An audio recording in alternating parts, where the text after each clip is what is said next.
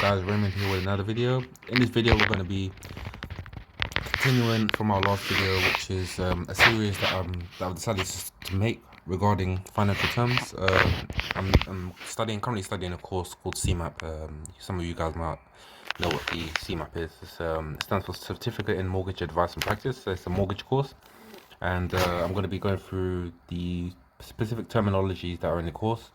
And for any of you that may be studying it or maybe considering studying it, it might help you to understand some of the terms, because at the end of the day, the course is jargon based. It's full of jargon, and the more you understand the terms, the better it is. The more you understand the entire course, and the better it is for you when you take the exam. So the first term we're going to be looking at is an investment bond. So we're going to quickly search the term investment bond. I have done prior research, so it's not that I'm doing the research now. Let's just quickly read it out to you guys, just so you guys have a brief overview of what an investment bond is, and then we're going to look at we're going to look in more detail at the specific function and examples. So an investment bond is a single premium life insurance policy that can be used to hold investments in a tax efficient manner. As with any investment, the value of a bond is so it's basically a financial instrument that is long term. Usually people invest in lump sums, but there's different people invest in small amounts, but usually people invest in lump sums. So the investor might get back more or less than the initial investment amount, the principal. So as with any investment, you might get more or less than what you put in. There's no guarantee of how much you get at the end of the life of the investment. So let's quickly check some examples or a further definition.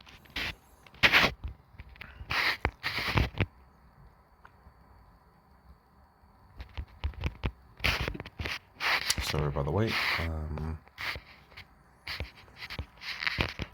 What are the types of investment? So there are three types of investment bond: Treasury Securities, Municipal Bonds, and Corporate Bonds. Zero coupon bonds. So let's just quickly look at the different types. So Treasury Securities, which is probably American, bonds, bills, and notes issued by the U.S. government, as I said, are generally called treasuries, and the highest quality securities available. They are issued by the U.S. Department of the Treasury through the Bureau of Public Debt. All Treasury securities are liquid and traded on the secondary market. They are differentiated by their maturity dates, which range from 30 days to 30 years. So as I said, they're usually long term.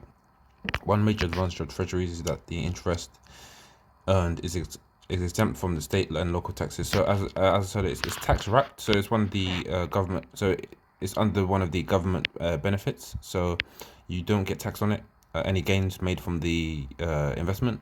So it's definitely something that the government encourages its citizens to take part in. So treasuries are backed by the full faith and credit of the U.S. government as to the timely payment of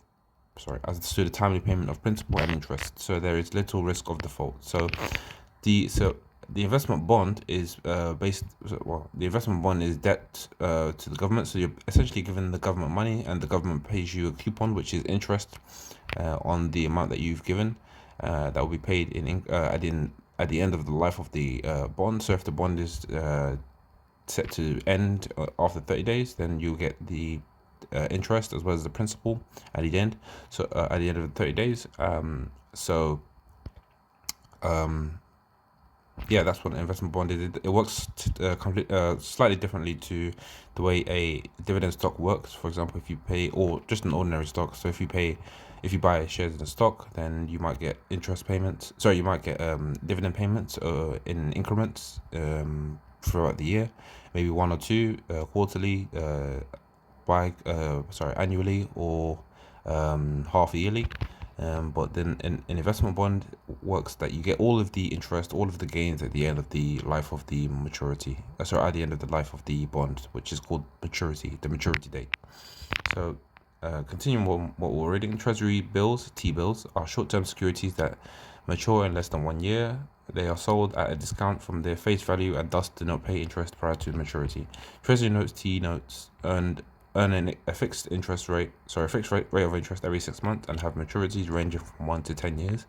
The 10-year Treasury note is one of the most quoted when discussing the performance of the US government bond market, and is also used as a benchmark by the mortgage market.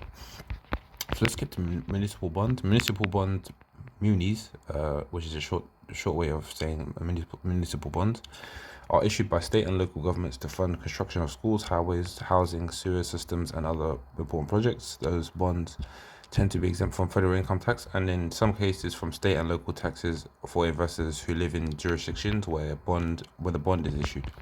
So corporate bonds may issue bonds to fund a larger capital investment or a business expansion. Corporate bonds tend to carry a higher level of risk than government bonds, but they generally are associated with higher potential yield. The value and risk associated with the corporate bonds depend in large part to the financial outlook and reputation of the company issuing the bond.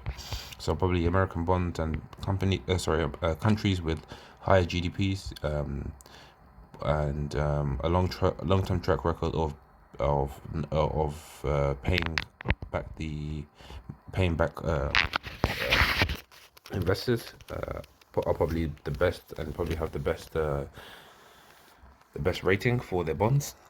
So let's go to zero coupon bonds. So this type of bond, also called accrual bond, doesn't make coupon payments, but is issued at a steep discount. The bond is redeemed for its full value upon maturity. So zero coupon bonds tend to fluctuate in price more than coupon bonds. They can be issued by the US Treasury, corporations, and state and local governments and entities, and generally have long-term maturity dates. So that is the best explanation of investment bonds that I can give.